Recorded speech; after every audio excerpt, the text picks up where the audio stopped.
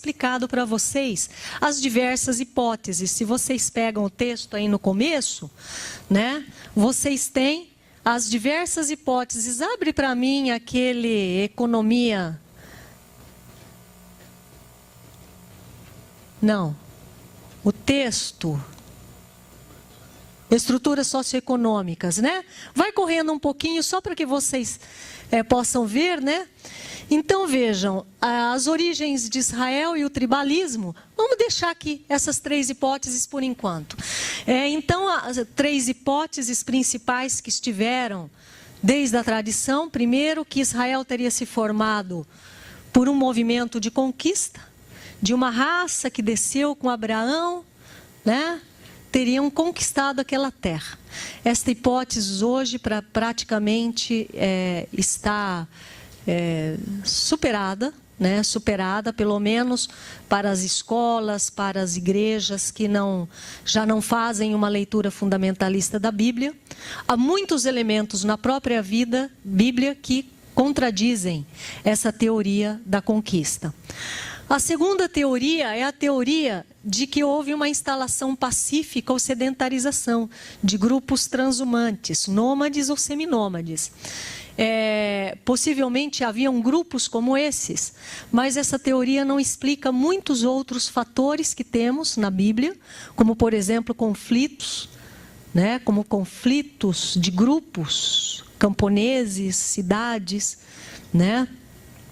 E nos últimos 30, 40 anos, vem se tornando cada vez mais forte a defesa da terceira hipótese. A terceira hipótese é hipótese, teoria.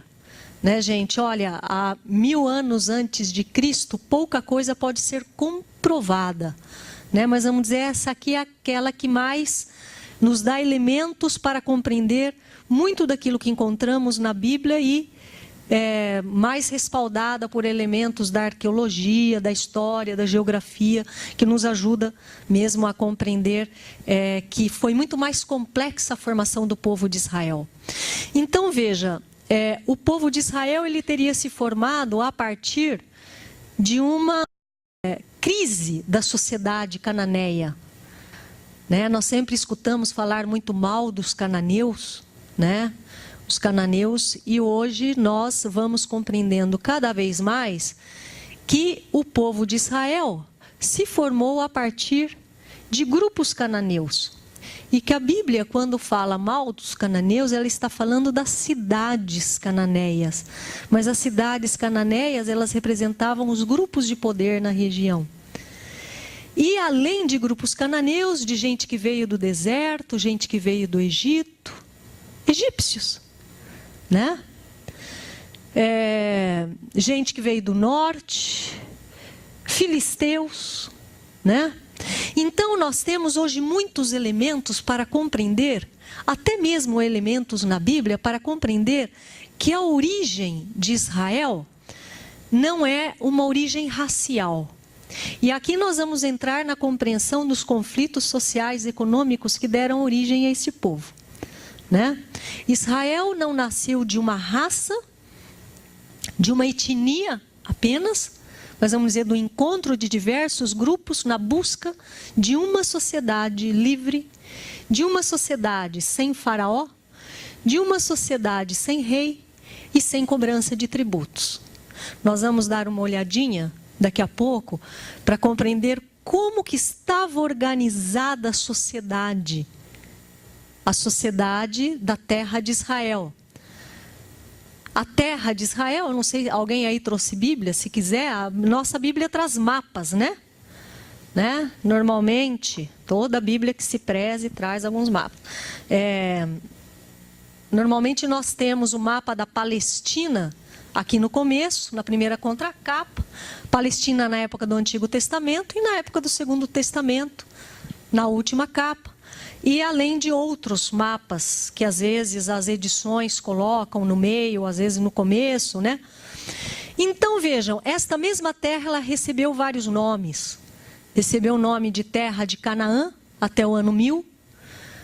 Depois de terra de Israel, quando se tornou um estado com Davi, Salomão. Recebeu também o nome de Palestina, muito mais tarde, por causa da influência dos filisteus. Palestinos são filisteus, é a mesma coisa, né? Mesmo nome, né? Mas eles também ajudaram a formar. Então, veja, eu falava um pouco desta questão para vocês. Nós temos um texto muito interessante, que é um texto, eu acho um dos textos mais bonitos do Pentateuco, Gênesis 15, que é aquela teofania lá de Abraão, né? Abraão, ele tem uma visão, entra um torpor, né? Entra em torpor e ele tem ali uma visão, um texto muito bonito, nós não vamos comentar agora porque nós não temos tempo, né? Mas no meio deste torpor ele tem uma visão, né? E uma promessa, 15:7, né? Então, é aquele texto que diz que Abraão creu em Javé, ele foi tido em conta de justiça. E Javé lhe diz, eu sou Javé que te fez sair de Ur para te dar esta terra. Abraão respondeu, meu senhor, como saberei que hei de possuí-la? E ele diz, vai, toma esses animais, reparte, tem todo um ritual aqui, um ritual de aliança, de pacto. Aí quando o sol se põe, Javé diz a Abraão, a tua posteridade, lá no final, versículo 18, a tua posteridade darei esta terra, do rio do Egito até o grande rio. Coloca para mim aquele mapinha de novo. Do rio do Egito até o grande rio. Esta é a terra para os descendentes de Abraão. Vejam, Palestina está aqui. Todo o crescente fértil, esse aqui era o mundo todo, conhecido na época. Eles não tinham uma visão muito além disso. Esse texto, claro, não foi escrito na época de Abraão, foi escrito bem depois, quando Israel já estava formado praticamente. A tua posteridade, darei esta terra do rio de Egito até ao grande rio, o rio Eufrates, a tua posteridade, os quenitas, os cenezeus, os cadmoneus, os heteus, os ferezeus, os rafaíns, os amorreus, os cananeus, os gergeseus, os jebuseus, os haitianos, os brasileiros, os chilenos, os europeus.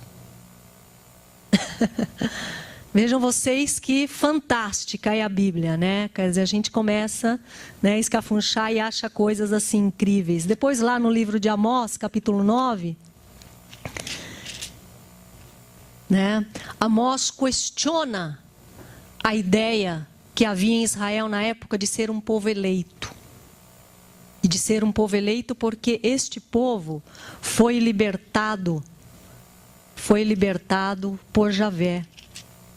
E Amós parece que estava meio bravo aqui com a turma, né? Então no capítulo 9, versículo 7, ele diz assim para Israel, palavra de Javé, né? O profeta é um porta-voz de Javé. Não sois para mim como os cuxitas, ó israelitas.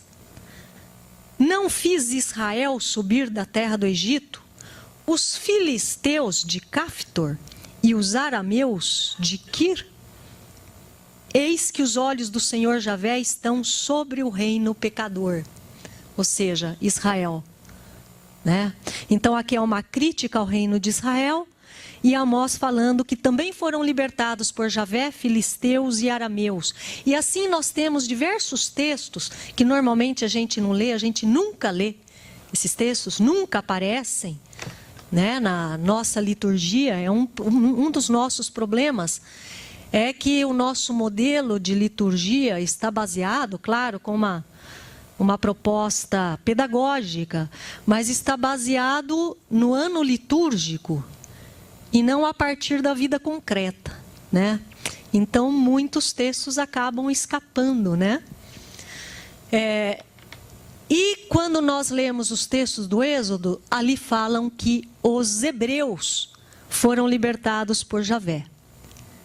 Tem